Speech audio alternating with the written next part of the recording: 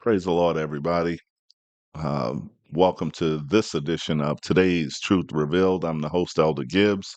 So glad that you took a moment out of your day to give us a listen. I know there's many other things you could be doing, so we do appreciate it.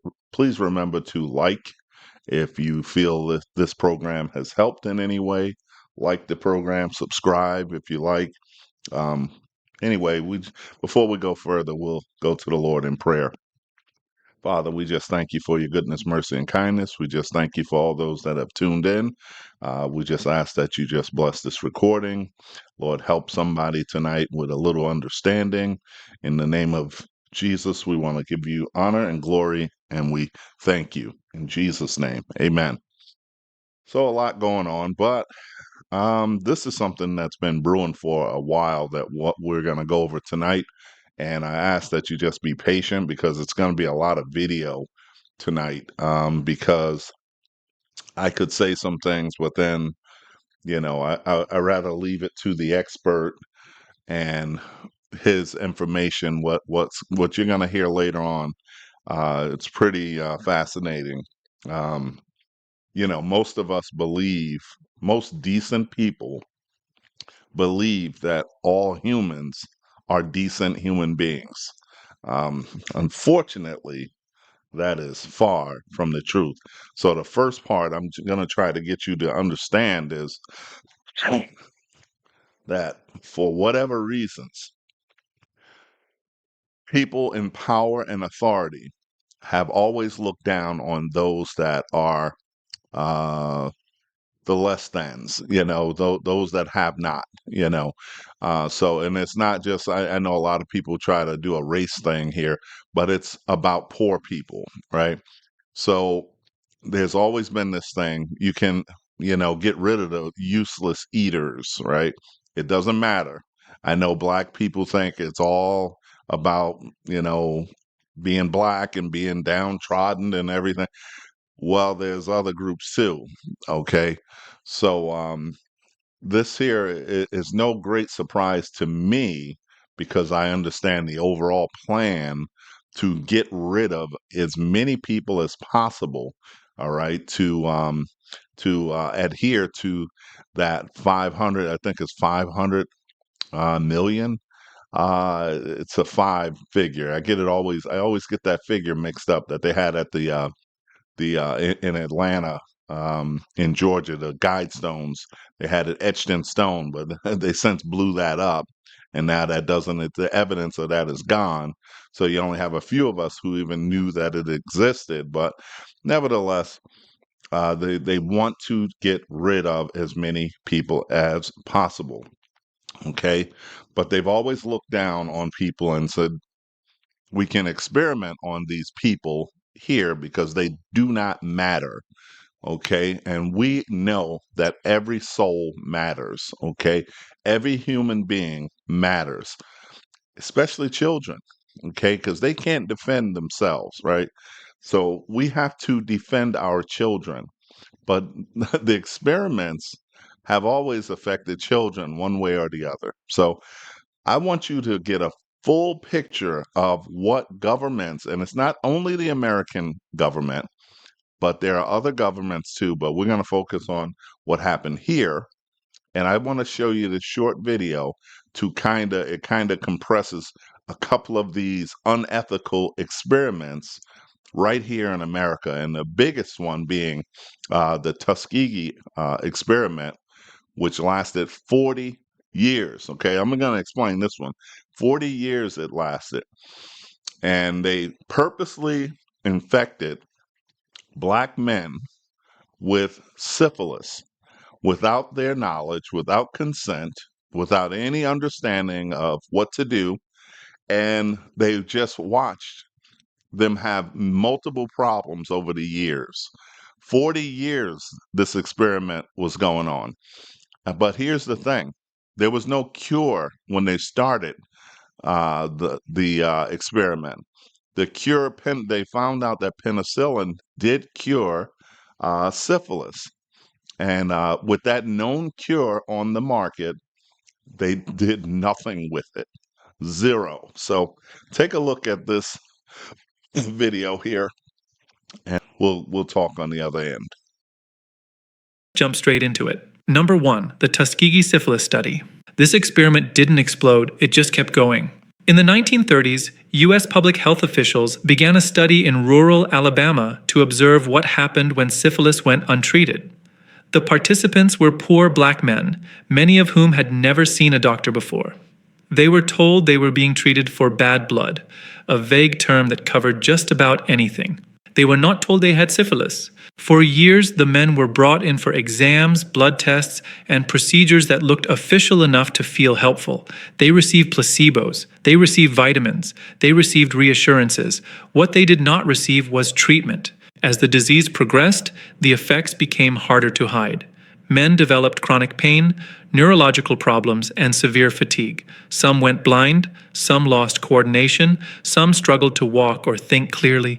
Doctors took careful notes as symptoms worsened. By the 1940s, penicillin became the standard cure for syphilis. The researchers knew this. They actively prevented participants from receiving it elsewhere. Draft notices were intercepted. Local doctors were discouraged from treating them. The study continued for decades. Men died, wives were infected, children were born with congenital syphilis. The experiment only ended in the 1970s after it was exposed publicly. The justification was observation, the outcome was betrayal. Afterward, new rules were written, consent became mandatory. It took 40 years to decide that watching people suffer wasn't science. Number 2, the Stanford prison experiment. This one fell apart almost immediately. In 1971, a psychology study was designed to examine how people behave in prison environments. Volunteers were randomly assigned to be guards or prisoners. The setting was a mock prison built in a university basement. Everyone knew it was an experiment. Within days, it stopped feeling like one. The guards began enforcing rules aggressively. Prisoners were woken at night, forced into humiliating routines, and punished for minor infractions. Some were made to clean toilets with their bare hands. Others were isolated in dark closets. Prisoners began showing real distress. Some cried uncontrollably. Some stopped eating. One had to be removed early after breaking down emotionally. The researcher overseeing the study did not stop it. He became absorbed in the roles himself, referring to the guards and inmates as if they were real. The experiment was supposed to last 2 weeks. It was shut down after 6 days. Participants reported lasting emotional effects. What started as a role play had turned into something far more real. The lesson wasn't about prisons. It was about how quickly authority overrides judgment. Number 3, MK Ultra. This program asked a simple question and accepted terrible answers. During the Cold War, U.S. intelligence agencies wanted to know if the human mind could be controlled. The fear was that enemies had already figured it out. The response was a secret program involving drugs, hypnosis, sensory deprivation, and psychological stress. Subjects were dosed with powerful hallucinogens without their knowledge. Some were told they were part of therapy. Others were told nothing at all. In some cases, people were observed through one-way mirrors while their behavior deteriorated. Participants experienced panic, paranoia, confusion, and long-term psychological damage. Some believed they were losing their minds, others never fully recovered. In several cases, records were destroyed, oversight was minimal, consent was non-existent. The program ran for years before being partially exposed. Even then, much of the documentation was gone. The goal was control. The result was chaos. Number 4, the Guatemala syphilis experiments. This study repeated the same mistake, louder. In the 1940s, researchers deliberately infected people in Guatemala with syphilis and other sexually transmitted diseases.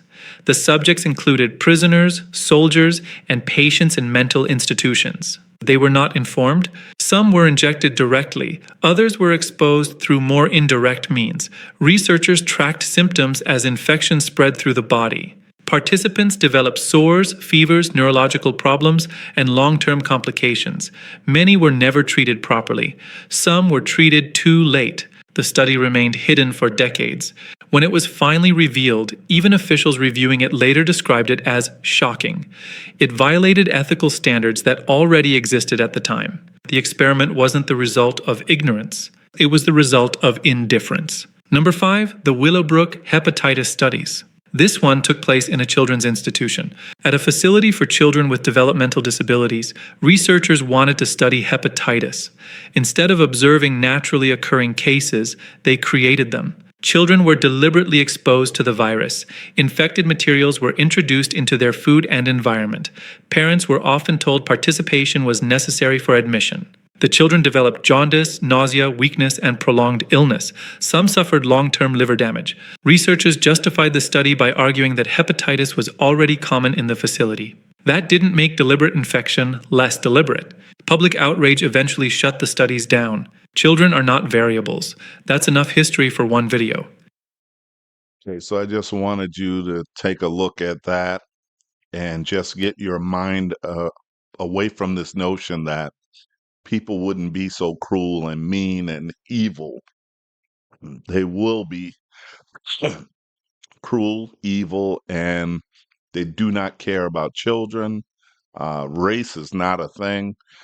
So if anyone thinks, oh, they'll only do that to Spanish speaking, it doesn't matter. There are many cases. There's other unethical experiments that's been out there. Uh, it's so many that I mean, you would just be surprised. Just Google unethical experiments, and you'll see a list. It's incredible that that that's the thing that makes it unethical is the the absence of consent. They never agreed to, and they never understood everything, and but yet this thing went on, and it's just to me, it's like wow, I just can't believe people um, for the sake of learning something or getting ahead, gonna experiment on someone else's child. You wouldn't do it to your own child, but nevertheless. So we're gonna move on, but I want you to understand that when the COVID nonsense started, I'm probably in trouble already for saying that word. Well, when that started, there were these scientists coming out saying that these little bots were found in blood and little nanobots, right? So just imagine these unethical experiments started in like 1932, 1940s. Well, just think as time goes on, what increases the knowledge of technology and the way they do things. All right. So just keep that in mind. So the fact that these bots, people were reporting these things, showing video of these things. All right. So, but we had very little information. The governments certainly wouldn't tell us anything. But nevertheless, there are people now. This next program that we're going to watch, I want you to just see this introduction first, and we'll talk on the other end before the guest actually is introduced. So take a listen to this first part.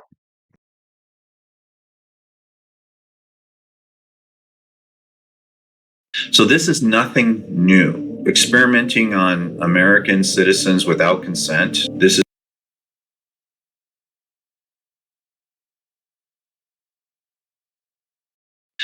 is nothing new. Experimenting on American citizens without consent. This is nothing new.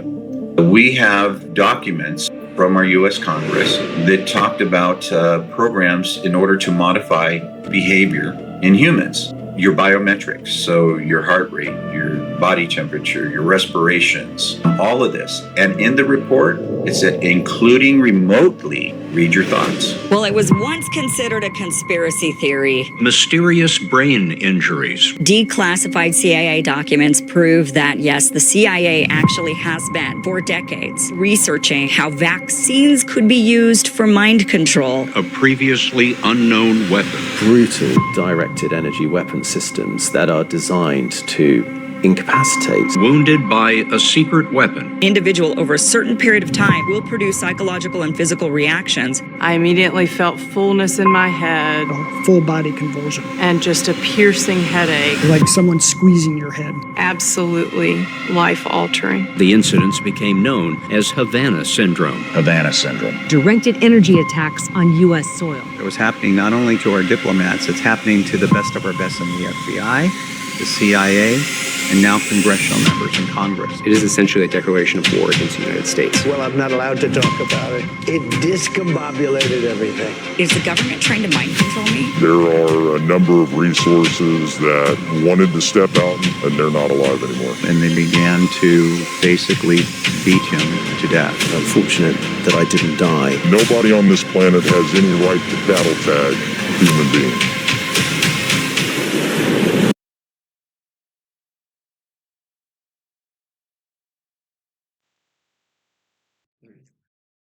Okay, so this is an interview with Jesse Beltran, and he is a retired firefighter that his wife had some issues with this so-called Havana syndrome, and he started to look into things and dig deeper and deeper. And the more he dug, the more information he was just shocked at some of the things.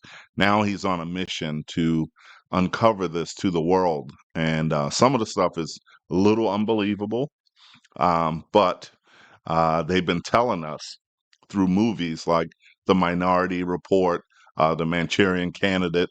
Remember, all of these movies, they're predictive programming. So they've been telling us. And then all of these people are having, in high places in the government, having this syndrome where they go somewhere and explain what's going on, and then they just commit them because they say they're crazy.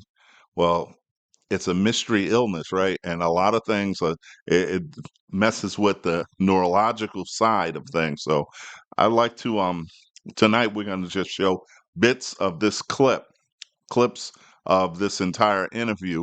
But the interview's, excuse me, the interview is like an hour and a half. So I don't want to bother everybody for an hour and a half. But I wanted him to introduce himself and to explain a little bit. So this is probably the longest clip that we'll have coming up. So just listen to his story. When we get to the end, please stay tight until the end. You're going to see some things that is just unbelievable. Okay. All right. So here we go. We'll play this first clip for you. Well, after I retired as a firefighter paramedic out of the city of Sacramento in California, a phenomenon happened to someone who was close to me and was my son's mother. And so I also, being a paramedic, you look at things objectively. You look for signs and symptoms that you can measure, and then you put that in conjunction with the subjective complaints of someone, and you come up with a predetermined analysis of how you should approach that. And I met a gentleman by the name of Dr. John Hall in Austin, Texas in early 2010. And we got on this topic, and he had just coincidentally written a book called Satellite Terrorism in America, in which the same phenomenon happened to his fiance. And that was the precipitous for him to write the book. So we started talking about this because as I was digging into this, other people were complaining about similar circumstances. And so what Dr. Hall was doing back then is he said, well, let's talk about what the symptoms are. The symptoms are really followed by an acute onset of some strange sound that they claim is being beamed at them, followed by short-term, long-term memory loss, brain fog, vertigo, dizziness, severe head pain, followed by a very specific reverberation through the body, specifically the torso, which can be described as like electrical shocks. Let's talk about what the symptoms are. The symptoms are really followed by an acute onset of some strange sound that they claim is being beamed at them, followed by short-term, long-term memory loss, brain fog, vertigo, dizziness, severe head pain, followed by a very specific reverberation through the body, specifically the torso, which can be described as like electrical shocks. And in 2016, our government recognized that this was happening in Havana, Cuba, to our diplomats. They started complaining about hearing some strange sound being beamed into their head with the exact same symptoms that I just described to you. But they claim that it has only been happening to federal employees and their family members here in the United States.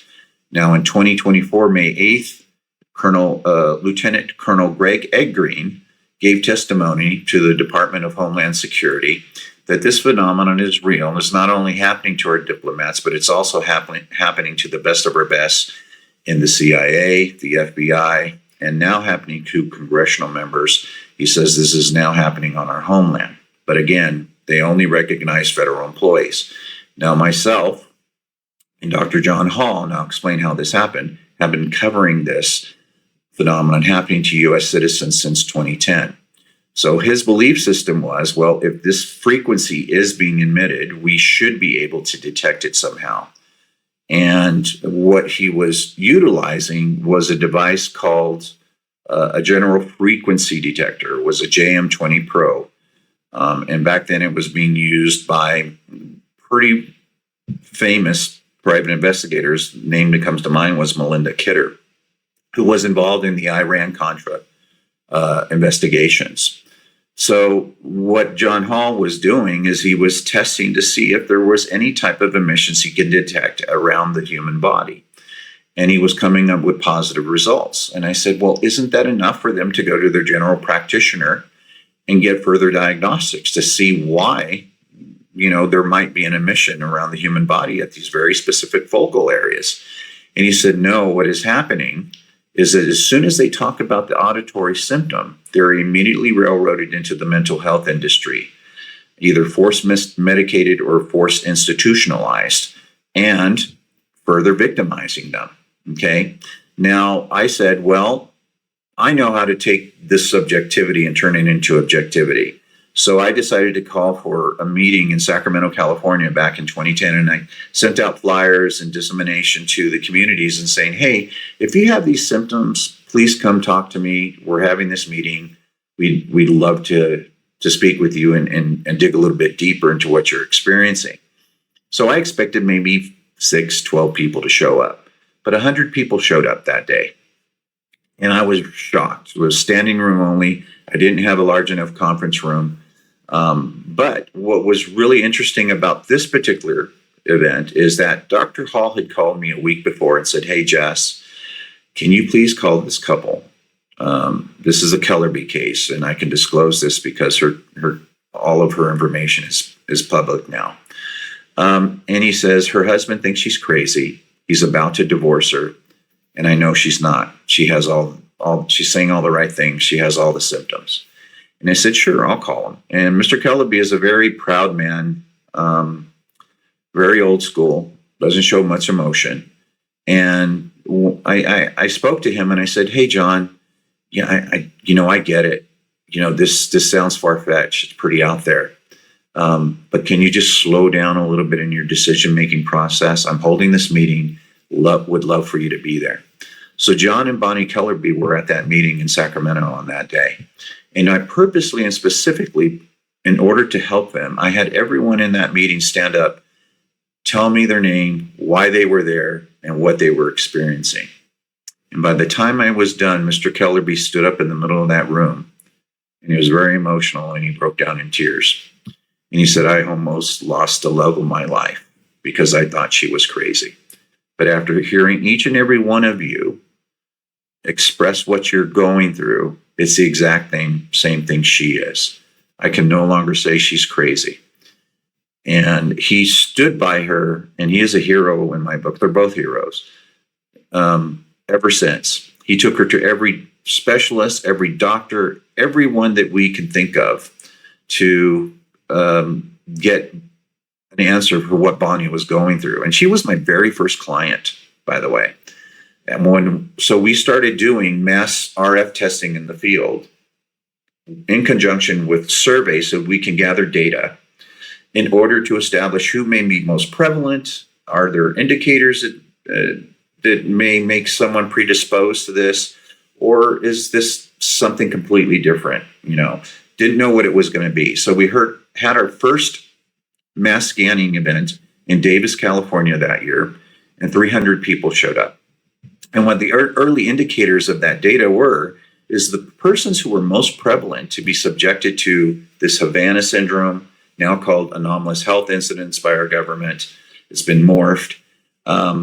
The picture was this: if you were a Caucasian female in your 40s, recently single, widowed, or divorced, to be a victim of this, followed by Caucasian males, then in the same category sets, African Americans, Asians, Hispanics, and then it dwindled down from there. Then I went into the Midwest, the same results, with the same exact results. And then it changed a little bit when we hit the Chicago area.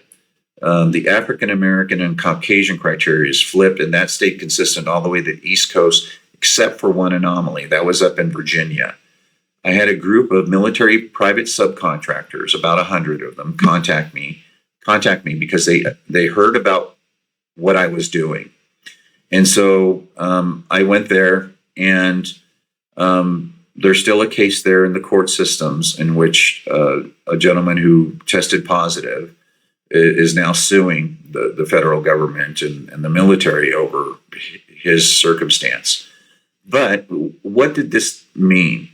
People were coming up positive in very specific focal areas for some type of frequency detection at the nasal dorsum. So you're scanning them, and they're emitting certain.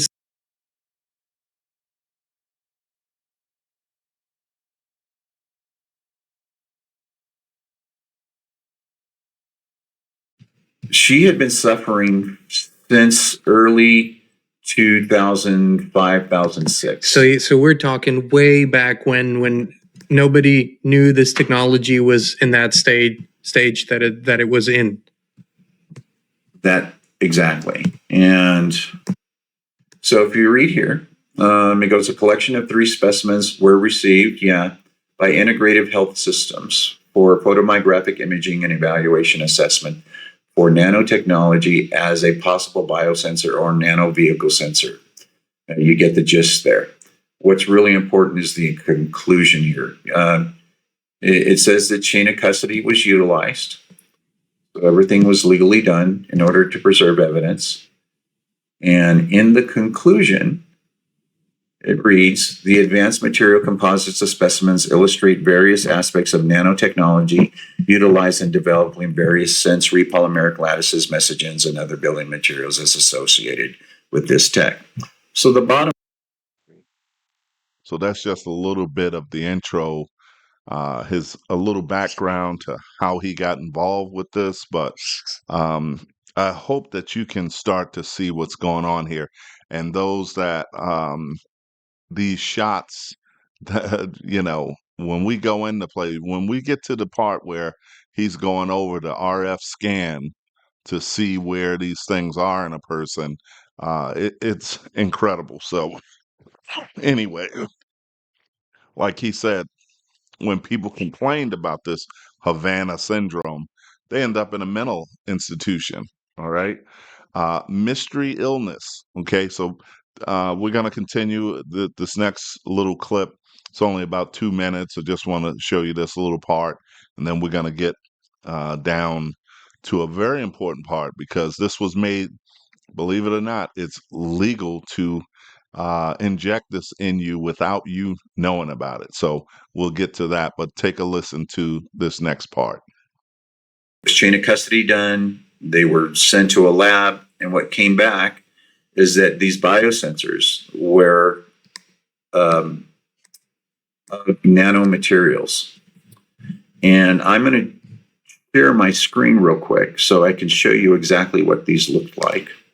So this is John Kellerby. This is Bonnie Kellerby, the sweetest, loving couple that you will ever meet. So this is the photomyographic report. Hopefully it'll show up on the screen. So what you're seeing here are photomyographic images of what was removed from Bonnie.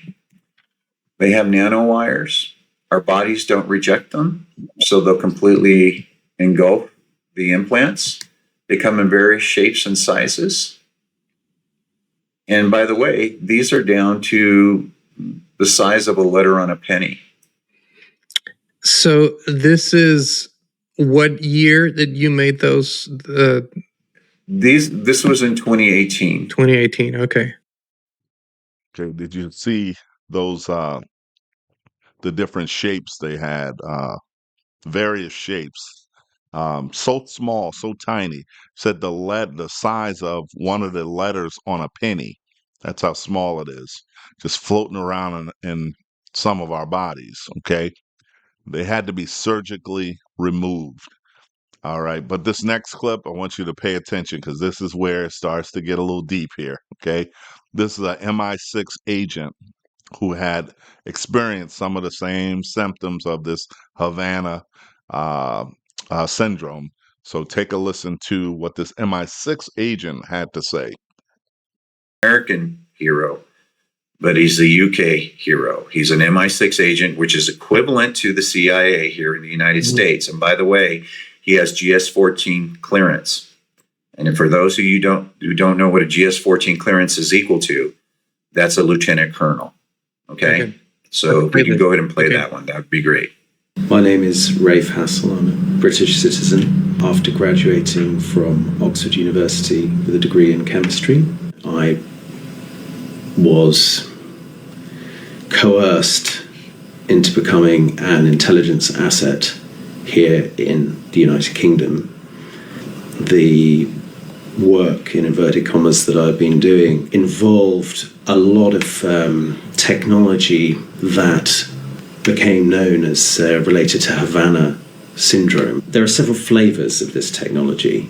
It is not just for surveillance. Fairly brutal directed energy weapon systems that are designed to incapacitate. So in my case, it is a dental implant, which I had absolutely no need for. And in fact, the X-rays show that it is a weird shaped object that is in my upper right molar. I think it is completely fair to describe this technology as a means of synthetic telepathy. It has been used against me. They wanted me to use this system for communications. It can provide a digital signal of your internal monologue. It was absolutely clear as day voice of one of my handlers to explain to me, this is what we've got, this is where we're going with this, and actually we think you're going to like it in the end, so just stick with it. And I was shocked and I was furious. I had what I then came to understand was a common attack vector, which is that I was at the sink, and I think that's been the case of a number of people who have reported. I was washing my hands, so clearly there is conductive effect, metal sink, and so on. And then suddenly I just heard the crackle of electricity around the back of my head. But it was incredibly powerful, and it knocked me to the floor. I couldn't breathe. It took me years to recover, but I was fortunate enough to do so, and I'm fortunate that I didn't die. And that was my introduction, let me say, to the alternative version, and that was not by my own government. I don't know about you, but I've seen a lot of interviews, and it just doesn't seem to me like there was much here for this guy to lie about and make up this story. Seemed pretty sincere to me. Um, it's pretty fascinating. But this next clip is where it gets interesting for common citizens, because you have a right to know what's going in your body, right? Informed consent. You have that right, or do you? Take a look at this clip and you'll see what I'm talking about. Is this legal? What would you say? No. But it absolutely is. Did people sign that? 2016, President Obama instituted the Cures Act, 21st Century Cures Act. And that was marketed to the American people as a way to fight the opioid epidemic crisis. But hidden in that was Section 3024. And under Section 3024, it specifically says it is legal to non-consensually experiment on U.S. citizens without their consent, as long as it doesn't exceed minimal risk criteria. So what is minimal risk criteria? Here's the definition. Nothing that doesn't happen in normal everyday life. So I'll make this next statement. Does death happen in normal everyday life? It does. Answer is yes. Every day. Yeah. Okay. Now here's the other caveat. You got the fox guard and the hen house. All of that data, if you're doing an experiment for the U.S. government, is protected under national security protocols. So if you're a research university, military subcontractor who's doing experimentation, any of those entities, you're completely protected, because if you try to find out if you're on an IRB through a FOIA request, guess what? They just claim national security protocols, national security issue. They can't disclose the data. But just before the transition into President Trump's administration, the Biden administration extended those protections to private enterprises who were doing experimentation for them. Okay. So that is the reality of where we're at. And So you see, your rights mean absolutely nothing. So, but this next, these are two visuals. He's going to scan this this guy that has these things in his body, and he pretty much knew where one was, right? But this next clip, he's gonna scan his body with an RF reader and another device to see if these things are in his body. And this is kind of what this Jesse Beltran does. He tries to help people to figure out, number one, do you have them in your body? And then what do you do after that? All right. So just take a look at this this scan. It's pretty fascinating. They told him, his superiors told him, oh, you can go ahead and remove it. It doesn't make a difference. It's not going to change anything. And you'll understand why I make that statement once you play this next clip. So on the nonlinear, on that left side, we got 100% hit for semiconductive harmonics. So this is a RF detector. And the nice thing about this particular device, it's Russian made. That's not why it's nice, but it is great quality, and it'll allow us to attenuate down so that we can use a near field approach. And watch what happens when we go up to that left TMJ. It's a very solid, consistent signal. This is just indicating that there is a very strong transmission in that region. Mm-hmm. Okay, it's solid, it doesn't waver, and then I'm gonna pull away, and it disappears. We're gonna go back. Okay, I anticipate this left shoulder where we hit 100% might be the same. Go ahead and relax. Left shoulder, same. What does that mean, Jesse? It means that for whatever reason we're detecting a frequency emission somewhere between 1 megahertz and I'm not even going to say what the upper end on this is. Okay. I'm going to check that right side too. Again, 0. Nothing. Okay. Yeah, nothing. That's pretty significant. Because that would be the older one. Yes. And the nonlinear junction detector, regardless if something is passive or active, it's going to detect that. But whatever it's detecting on this side is not transmitting. Whatever is on that side is transmitting. Mm-hmm. Okay. Go ahead and turn around. I want to try that left scapula because we did come up positive there at 100%. Again, we're at No detection. So now we're going to go where we hit 100%. And I am not surprised. There we go. It's not as strong as, well, and actually it's pretty significant. So it's definitely something we want to dig into deeper by consulting someone who's a licensed medical professional. So maybe we do like an ultrasound and dig a little bit deeper to see if we can find anything to come up any logical reason as why we would be detecting emissions in these locations.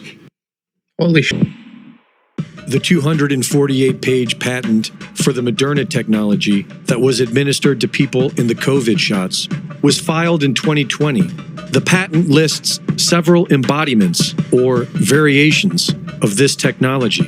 And while we don't know who got what embodiment, we know that several different batch numbers were deployed, and some were far more deadlier than others. According to the Moderna patent, this technology contains self-assembled nanoparticles, and in certain variations, these nanoparticles can be used for the controlled release of compounds once they are in the human body. These lipid nanoparticles are encapsulated into a polymer hydrogel, a controlled release coating that includes polyvinyls. This has been verified by Anna Mielchia and Clifford Carnicom's research. In a 2013 TEDMed talk, Dr. Ido Bachelet says that these nanorobots have already been successfully developed in Israel, and that they can be injected into the human body with a basic syringe. He shows an image of what they look like, and they appear to be the same structures that the fifth column found in their research and claimed was powered by 5G, which was confirmed by Dr. Bachelet. My team developed nanorobots that carry antennas. These antennae are made from metal nanoparticles. Now, the antenna enabled the nanobots to respond to externally applied electromagnetic fields. So these version of nanobots can actually be activated with the press of a button on a joystick.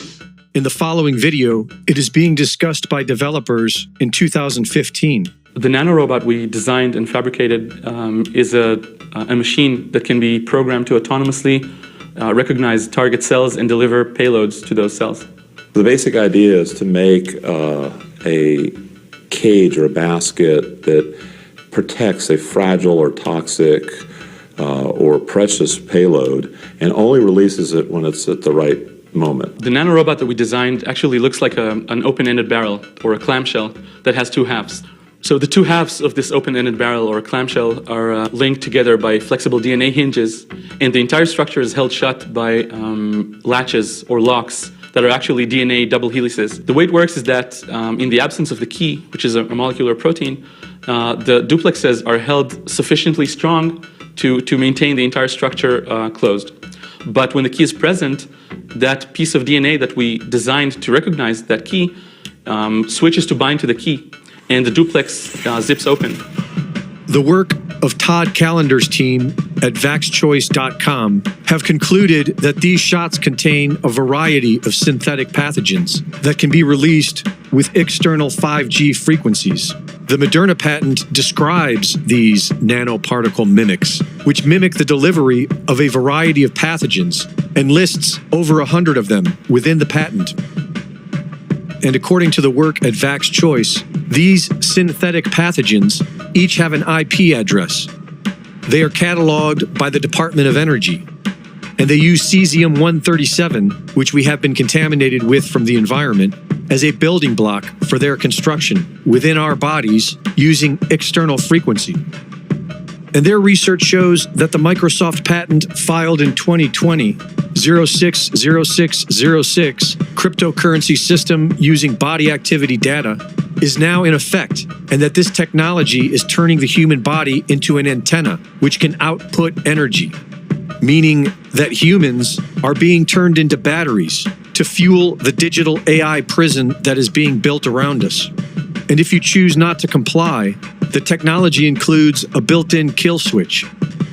Thanks to many independent researchers and scientists, we are figuring out their agenda, but they continue to walk freely among us, unrestrained by any justice whatsoever. Reporting for InfoWars, this is Greg Reese. All right. Well, that's about all I'm going to show tonight.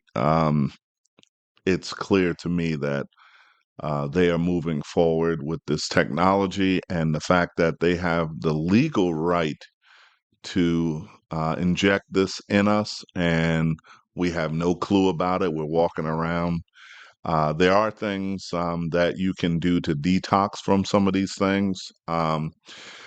So the first step is I encourage everyone to have a relationship with their Savior. But those that do not, these things are, like I said, they're multifaceted. So they can turn these things against you or for you, or leave things neutral. Okay. And there's many things. It's sold to us for health reasons, right? So that we can detect cancer in the blood, and sicknesses and viruses.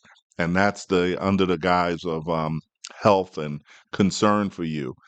But I prove to you that they really aren't that concerned about any of us. We're wasteless eaters. Okay. So um, they didn't show us the Minority Report for nothing, and the Manchurian Candidate for nothing. They wanted to tell us these things before they implement these things. And the Manchurian Candidate, that first came out in the late 50s, you know. So that mindset has been around for a long time, to control someone. If we can just control someone's thinking and someone's behavior. So anyway, I know it's tough to understand and it's tough to accept, but believe it or not, a lot of people in this world do not mean good for us, for mankind. Okay, so listen, I thank you for tuning in. Please leave a comment. Please like the video. We will leave this video link in the description so that you can watch this entire video, so that maybe you can show it to someone else. But Havana syndrome, it's real. It's real. So listen, God bless you, and stay in the battle. God bless.